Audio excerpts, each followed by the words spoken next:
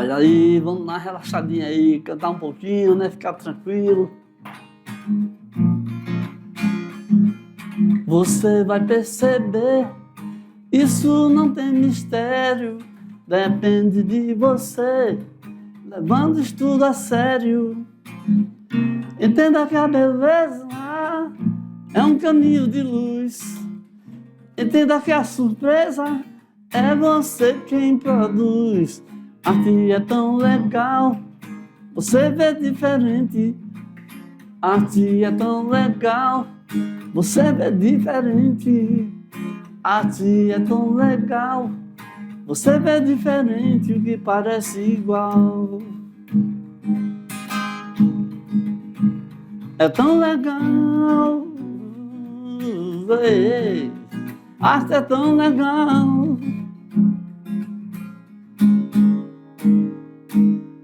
Arte é tão legal, né, Juvenal? Pois é, gente. Agora a gente vai fazer a nossa aula de revisão, né? Já assim, bem relaxado, bem tranquilo, não tem que ficar alvoroçado aí de nada. Nós vamos fazer a nossa aula de revisão e depois tem as atividades, né? Então, vamos lá. Estou. Agora sim. Agora valeu. Foi preciso chamar o Juvenal para poder a arte ficar legal, tá? Então vamos lá. Nós vimos, né, sobre a arte pré-histórica brasileira e da América do Sul, né? Como vocês estão vendo essa ilustração aí da Caverna das Mãos, na Patagônia, em Santa Cruz, na Argentina, né, onde mãos pintadas em positivo ou negativo têm mais de 10 mil anos, tá? Então vamos lá. E aí o naturalismo e o geometrismo são duas faces da arte rupestre do Brasil, né? Inscrições rupestres no sítio arqueológico de Pedra Furada, no Parque Nacional da Serra da Capivara, em São Raimundo Nonato, no Piauí. Eita. Vocês estão vendo aí pelo tipo de inscrição, de desenho, né? E tanto tem naturalismo como geometrismo, nós já aprendemos direitinho. Os pesquisadores, com base nos vestígios arqueológicos de São Raimundo Nonato, classificaram essas pinturas e gravações em dois grupos. Então, tem um grupo que tem motivos, desenhos, pinturas naturalistas, que são pessoas e figuras, e outros com motivos geométricos, onde esses são mais linhas, são mais círculos, são mais traços, né? São linhas paralelas, grupos de pontos, círculos concêntricos, cruzes, espirais e até triângulos. São os motivos geométricos aqui, tá? E também coexistem junto com os motivos naturalistas, ok? Então, aqui a gente, termina a nossa aula de revisão. Rapidinho a gente volta com as nossas atividades.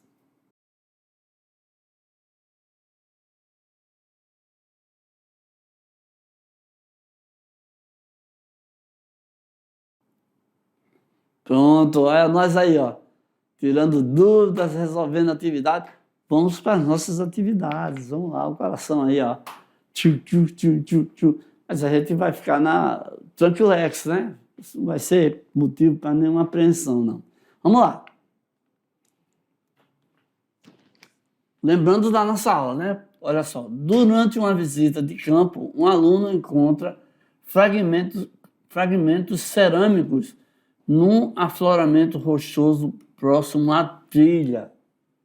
Então, qual é a atitude correta imediata que o aluno deve tomar?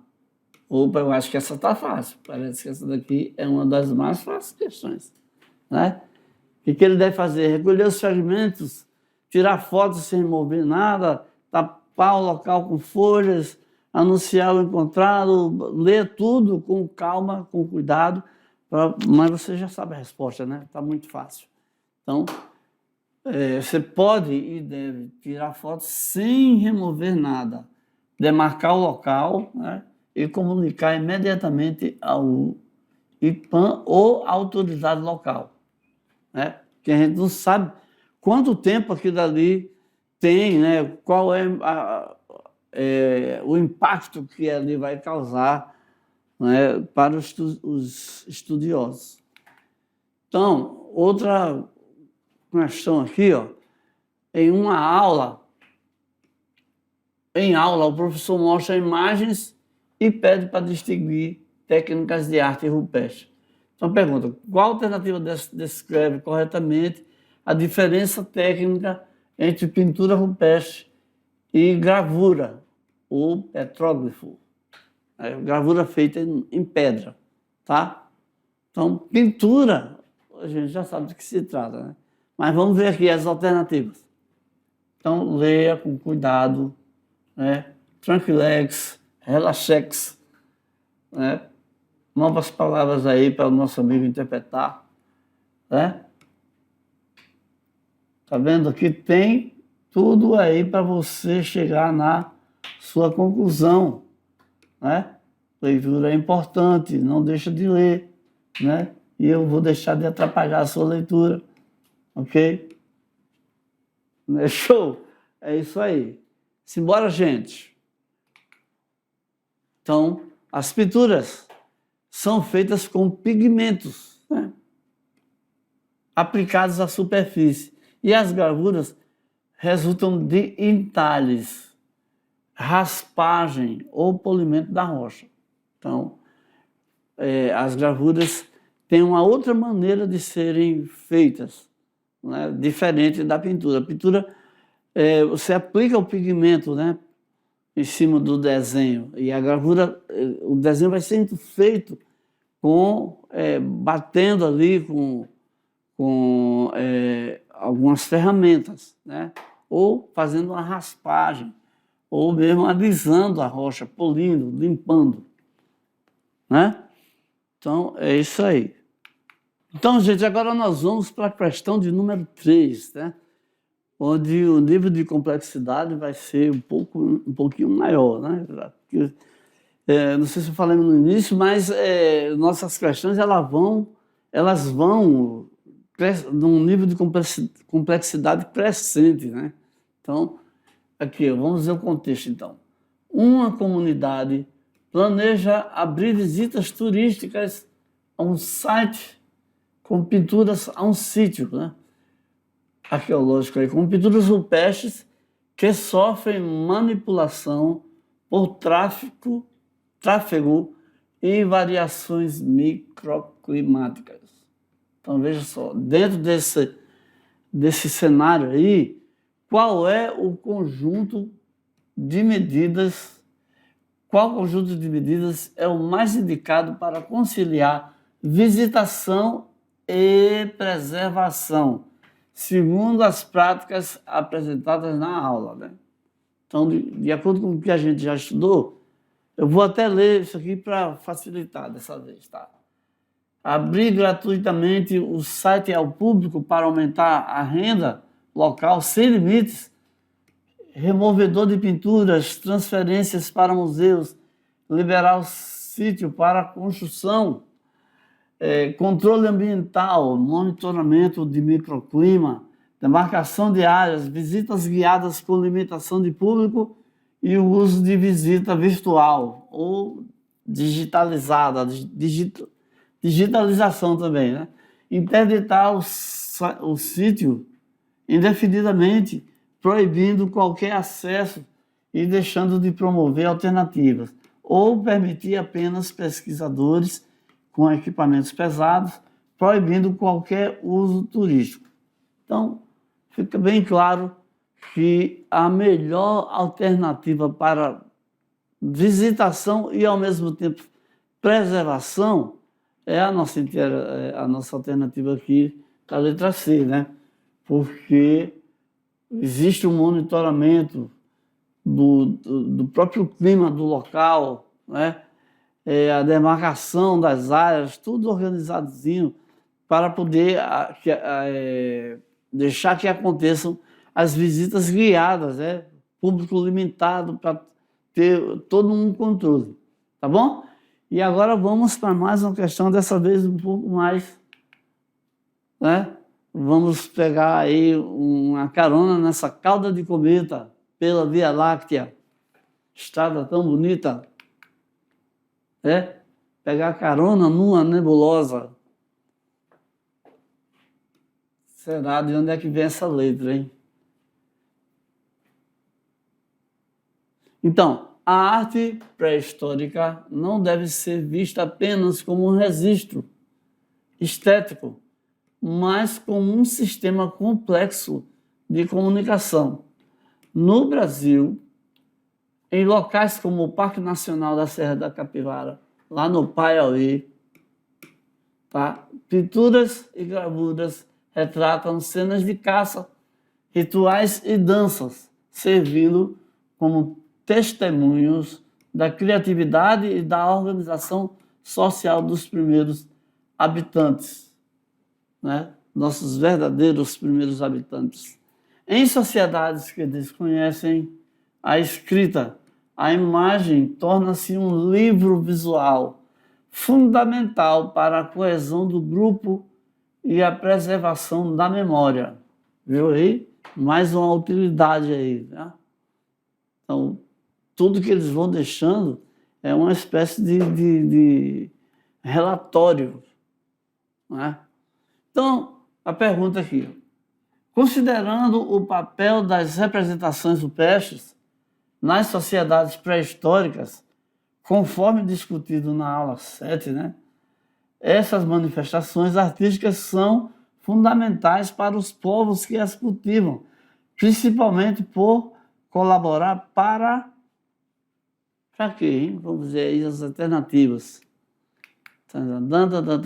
Você tem aqui, ó, estabelecimento de transações comerciais entre grupos distantes, transmissão dos saberes e tradições acumuladas, registro de individualista de propriedade privada sobre o território, exclusão de membros que não possuíssem habilidades artísticas e comprovação de superioridade técnica de um povo sobre a natureza.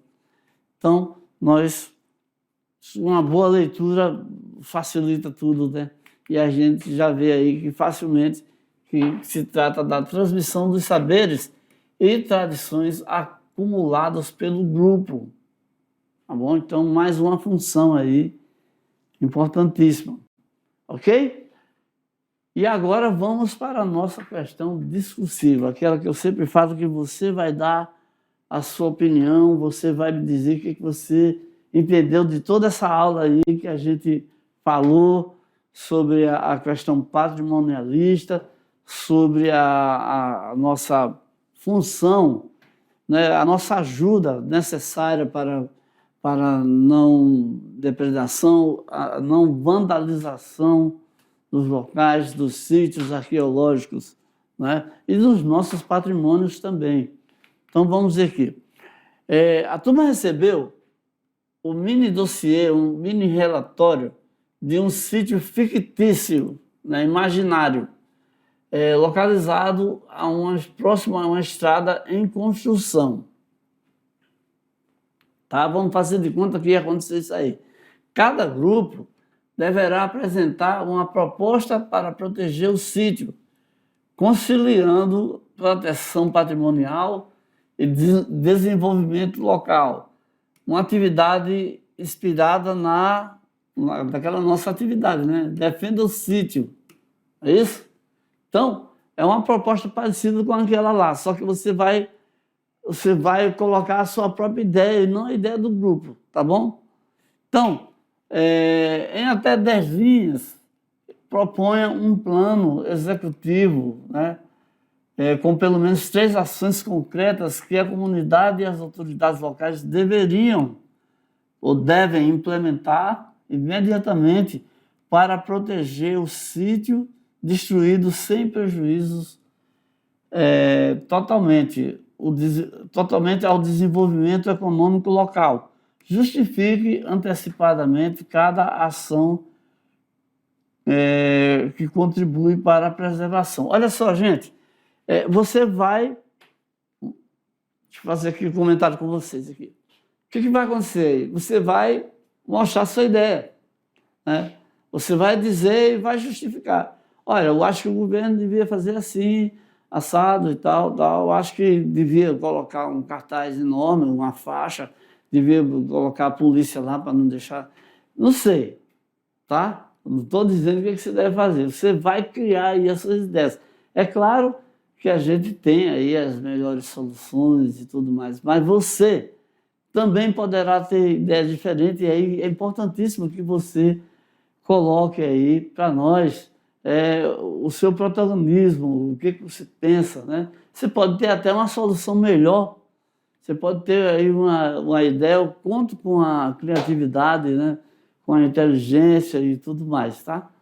Então, você não é obrigado a resolver o problema, né, do mundo, né? Você não é obrigado aqui a chegar... Mas eu quero que você coloque a sua opinião. Isso, para mim, sim, é importantíssimo, tá bom? Então, eu vou ver uma sugestão de resposta que seria mais ou menos ideal, idealizada, mas que ela, fique bem claro, não elimina o que você possa ter aí, trazer de proposta aí, ok? Vamos lá. Deixa eu voltar lá para a nossa sugestão de resposta. Um modelo aí aceitável, né? Mas eu aceito o seu também, tá? Não esquece. Então, podia ser proposto aí uma demarcação imediata do local, né? Sinalização, para impedir o acesso acidental, né? E preservar o contexto, né? Então, uma comunicação, impedir o acesso acidental, que é alguém sem querer entrasse lá e mexesse, danificasse, né? E para preservar tudo aquilo que está lá. Comunicação formal ao IPAM, isso aqui não deixe de citar, né? Existe o técnico, ou seja, você chama as instâncias legais e os técnicos responsáveis, né? A instalação de controle de acesso, visita apenas com guia, limite diário de visitantes e passagem elevada nas áreas sensíveis. Isso reduz o impacto físico e as microvariações. Viu aí? Então, boas ideias essa daí, mas você também pode ter. E agora vamos ver o nosso material complementar, para você ver mais detalhes aí, né, filmados da Serra da Capivara, que coloca o Brasil num lugar de destaque, né, nesses sítios arqueológicos, ok? E fica aqui no Brasil, fica lá no Nordeste, fica lá no Piauí. Lá em São Raimundo Nonato. Valeu, ficamos por aqui, terminamos a nossa aula.